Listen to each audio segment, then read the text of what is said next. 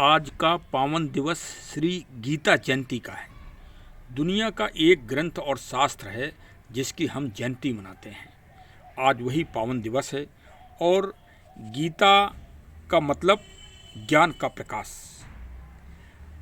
अर्जुन अपने तर्क के द्वारा भगवान से हर बात पे तर्क कर रहा है अर्जुन, और तर्क के द्वारा ही निष्कर्ष निकाल रहा है। कोई भ्रम, सारे भ्रम जो भ्रम की स्थिति है वो भ्रम अपने दूर कर रहा है अर्जुन, और जिज्ञासा रख रहा है।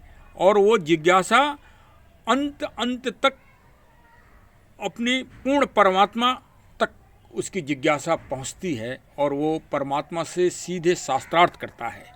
गीता हमें ये ज्ञान देती है कि किसी भी विषय पर, किसी सब्जेक्ट पर, किसी वस्तु पर तब तक विश्वास मत करो जब तक आप उसे स्वयं परख न लें, अपने तर्क की कसौटी में न कस लें। तब जब तर्क की कसौटी से आपको पूर्ण विश्वास हो जाए, आपके सारे भ्रम दूर हो जाएं, तब उसको ज्ञान के रूप में आप प्राप्त करें। अर्जुन के व्यक्तित्व में जिज्ञासा के साथ ईश्वर के प्रति पूरी तरह समर्पण है, और वहाँ पर शिष्य और गुरु तत्व का भेद भी समाप्त हो गया है। अर्जुन कोई संकोच नहीं कर रहे हैं तर्क करने में या प्रश्न करने में, और भगवान प्रभु श्री कृष्ण उनको उत्तर देने में किसी तरह की खीज या किसी तरह की परेशानी का अनुभव नहीं कर रहे हैं। ये गुरु और शिष्य ज्ञान के प्राप्त करने की अतुलित प्रेरणा गीता से हमें प्राप्त होती है।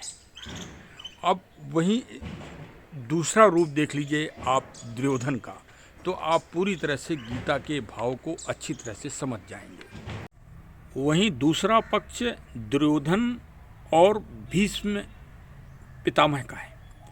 भीष्म पितामह कौरव और पांडवों में सबसे बलशाली हैं, जिनको इच्छा मृत्यु का वरदान है, जो भ्रम के प्रतीक हैं। उनको भ्रम है कि वो कभी, उनको इच्छित वरदान प्राप्त है, वो कभी मरेंगे नहीं। और दुर्योधन को ये विश्वास है कि जब भीष्म पितामह ऐसे बलशाली, जिनको इच्छा मृत्यु का वरदान प्राप्त है, वो मेरे साथ हैं, तो मुझे कौन हरा पाएगा। यही अहम है और यही घमंड है। यही अर्जुन में समर्पण है और दुर्योधन में घमंड है।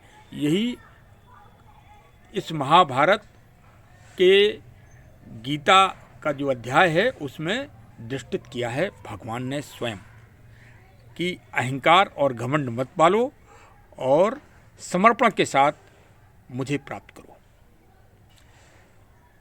भगवान ने गीता जी के माध्यम से 3 उपाय बताए हैं भगवान की प्राप्ति के: ज्ञान, भक्ति और कर्म।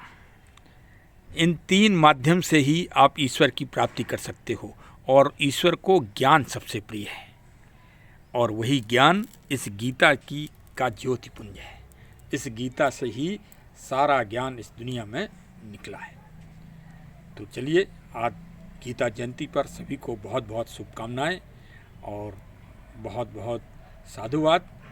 और गीता और साथ में इस पीपल वृक्ष, 2 प्रकृति की रक्षा के लिए पीपल वृक्ष को भगवान ने स्वयं अपना स्वरूप माना है।